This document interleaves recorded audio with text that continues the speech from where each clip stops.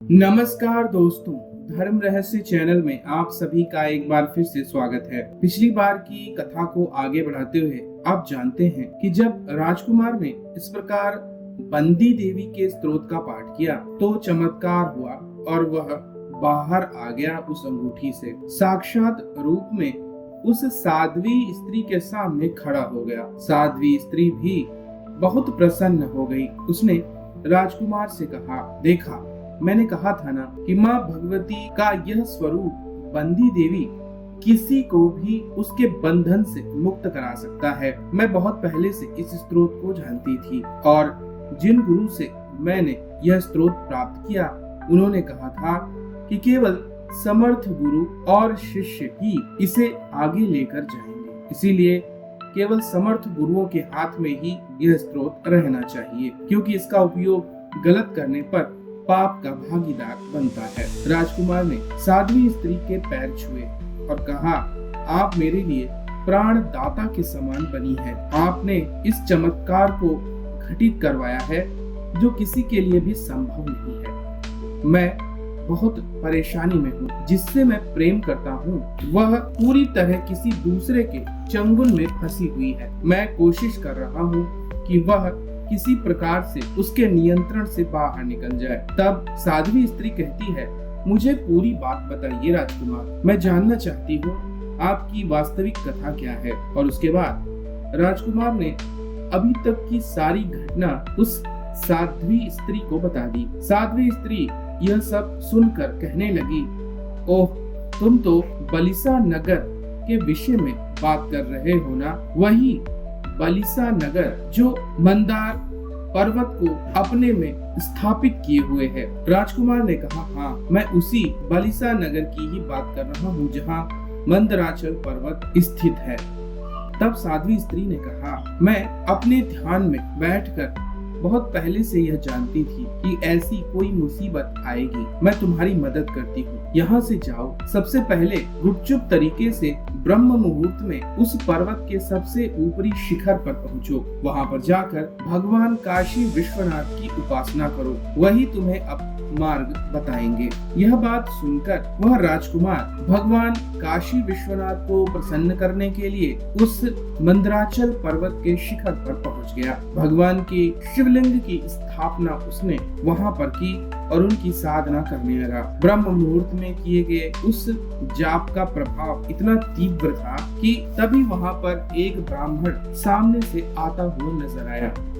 वह कहने लगा, राजकुमार, इस प्रकार भगवान की यहाँ पर उपासना क्यों कर रहे हो? क्या समस्या है तुम्हारी? वह ब्राह्मण बहुत ही दिव्य था। उसकी सामर्थ्य बहुत ज्यादा दिखाई दे रही थी। उसका आभामंडल बहुत विस्तृत था। राजकुमार ने सारी बात उस ब्राह्मण को भी बता दी।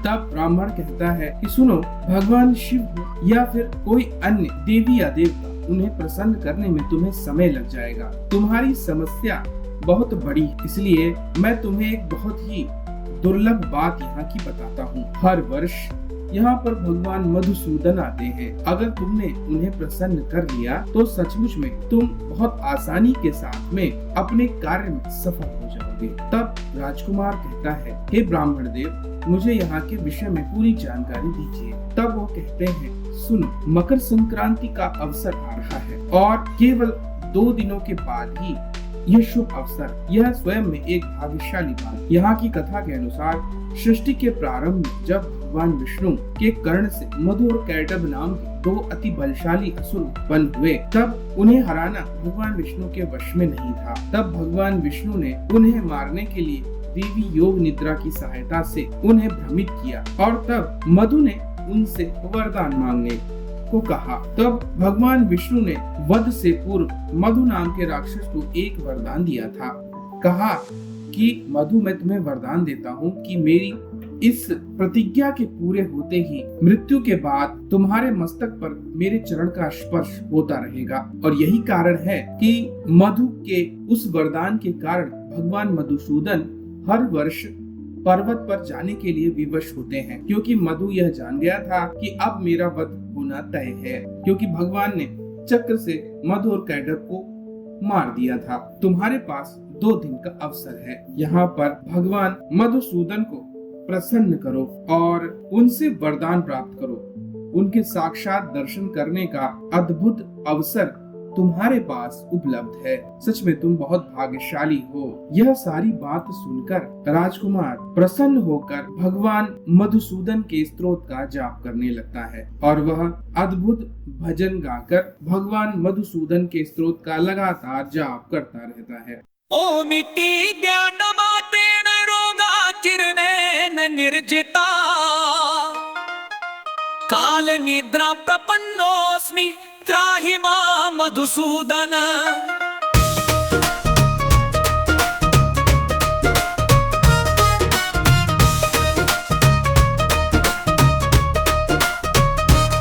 न गतिर्विद्यते चान्यात्तमेव शरणं मम पापपङ्के निमग्नोऽस्मि त्राहि मां मधुसूदन। मोहितो मोहजालेन पुत्रदारगृहादिषु तृष्णाया पीड्यमानोऽस्मि त्राहि मां मधुसूदन।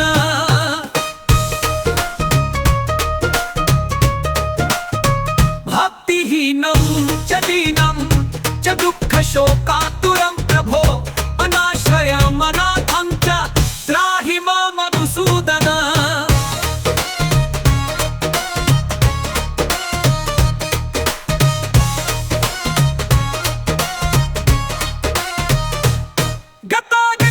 श्रान्तोऽस्मि दीर्घसंसारवर्त्मसु येन भूयो न गच्छामि त्राहि मां मधुसूदन।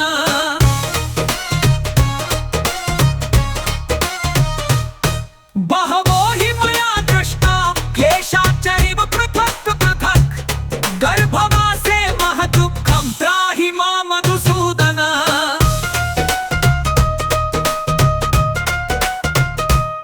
तेन देव प्रपन्नोऽस्मि प्राणार्थं त्वत्परायणः दुःखार्णव परित्राणात् त्राहि मां मधुसूदन।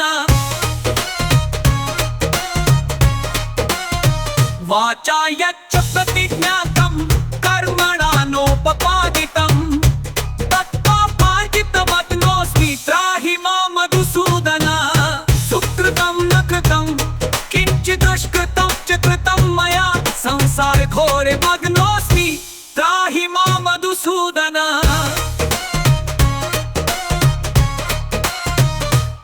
देहान्तर सहस्रेषु चान्योन्य भ्रामितो मया तिर्यक्त्वं मानुषत्वं च त्राहि मां मधुसूदन।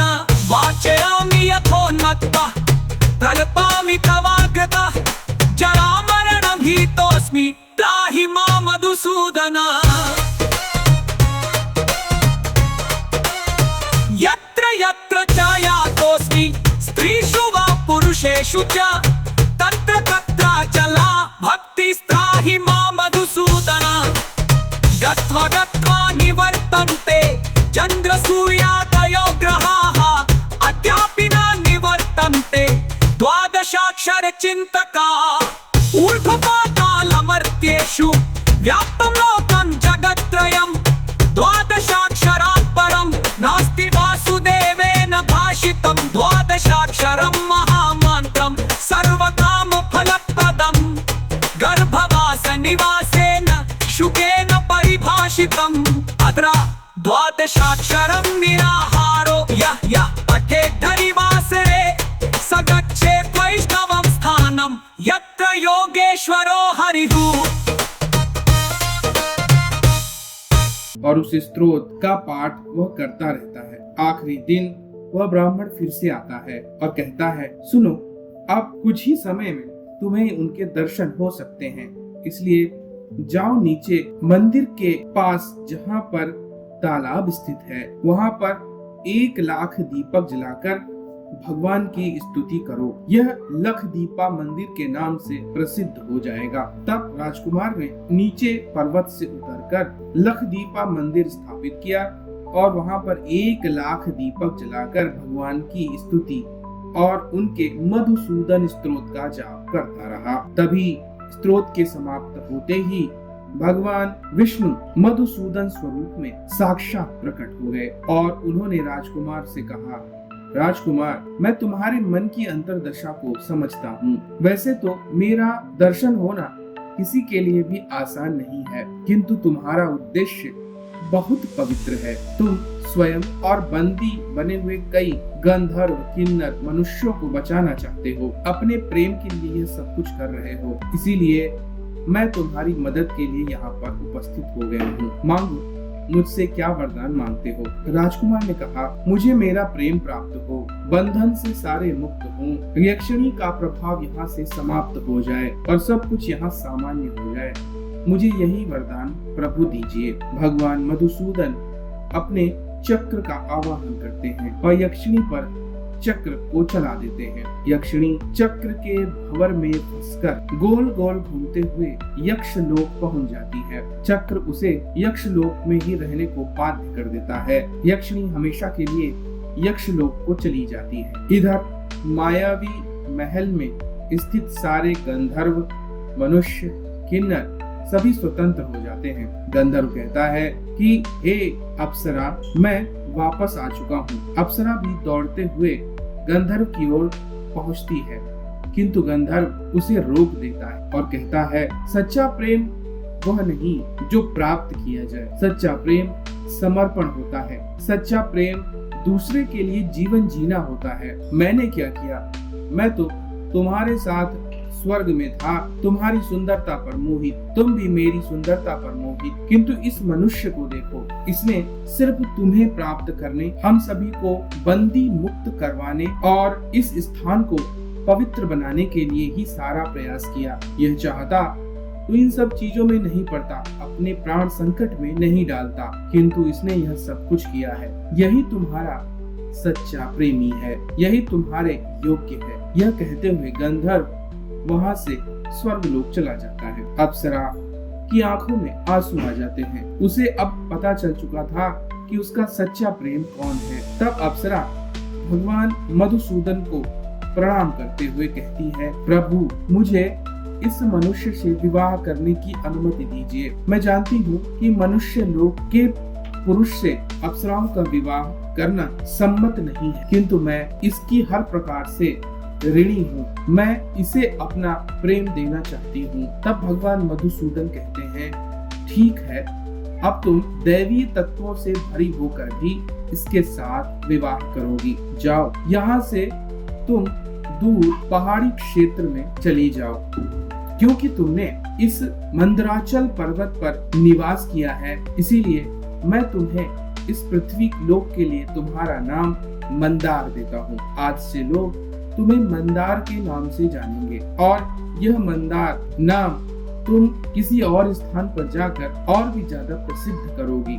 जाओ, मैं राजकुमार और तुम्हें उत्तराखंड के पहाड़ों में एकांतवास करने के लिए भेजता हूँ। और फिर वह राजकुमार और अप्सरा उत्तराखंड के पहाड़ों में एकांतवास करने के लिए चले जाते हैं। जिस स्थान पर वह अप्सरा और राजकुमार रहते हैं, उस स्थान का नाम मंदार पड़ जाता है। इसी प्रकार बहने वाली एक सहायक नदी का नाम भी इसी अप्सरा के नाम पर लोगों ने मंदार रखा। लेकिन समय के साथ यह बातें लोग भूलते चले गए। इस कथा में मंदार नाम की अप्सरा राजकुमार के साथ उसकी मृत्यु पर्यंत तक निवास करती रही। दोनों ने एक दूसरे के प्रेम में पूरा जीवन बिताया। जब राजकुमार की मृत्यु का समय आया, तब अप्सरा ने कहा कि आप जैसे ही शरीर छोड़ेंगे, मैं भी मानव देह तत्व को छोड़ दूंगी। और इस प्रकार जब दोनों की मृत्यु होती है, दोनों एक दूसरे का हाथ पकड़कर स्वर्ग लोक चले जाते हैं। राजकुमार गंधर्व स्वरूप धारण कर लेता है और अप्सरा स्वयं अप्सरा बन जाती है। इस प्रकार यह कथा समाप्त होती है, जिसमें राजकुमार की कठिन तपस्या और मंदराचल पर्वत के एक गोपनीय रहस्य के बारे में हमको पता चलता है। आज भी यह स्थान बहुत ही प्रसिद्ध है और यहाँ पर आज भी कुछ उन रहस्यों के बारे में हम लोग जान सकते हैं कि कैसे यहाँ वासुकी नाग को मथिनी बनाया गया था, जिसकी रगड़ का चिन्ह पूरे पर्वत पर मौजूद है। बौंसी नाम की जगह बालिस नगर के नाम से इसे जाना जाता है। यहाँ मेला लगता है। सिद्ध और योगी यहाँ आकर साधना और सिद्धियां प्राप्त करने की कोशिश करते हैं, क्योंकि यह स्थान पर अभी भी गोपनीय तत्व के रूप में यक्ष, गंधर्व, किन्नर, अप्सरा, योगिनी, भैरवी इत्यादि उस पर्वत के अंदर तत्व रूप में मौजूद है। जिस स्थान पर राजकुमार ने पूजा की थी वह लखदीपा मंदिर आज भी भग्नावशेष के रूप में मौजूद है, जहाँ पर 1 लाख दीपकों को जलाया गया था। इसके अलावा यहाँ पर कई सारे मंदिर भी हैं। भगवान मधुसूदन का मंदिर यहाँ स्थित है, जो कि मंदार पर्वत पर भ्रमण के लिए अभी भी प्रतिवर्ष गुप्त रूप से आते रहते हैं। तो यह थी उस स्थान की महिमा, जो कि आज भी इस जगह के रहस्य को स्पष्ट करती है और इस गोपनीय कथा को किंवदंतियों के रूप में जानती है। अगर यह कहानी और यह रहस्य आपको अच्छा लगा हो तो लाइक करें, शेयर करें, सब्सक्राइब करें चैनल को। आप सभी का दिन मंगलमय हो। जय मां पराशक्ति।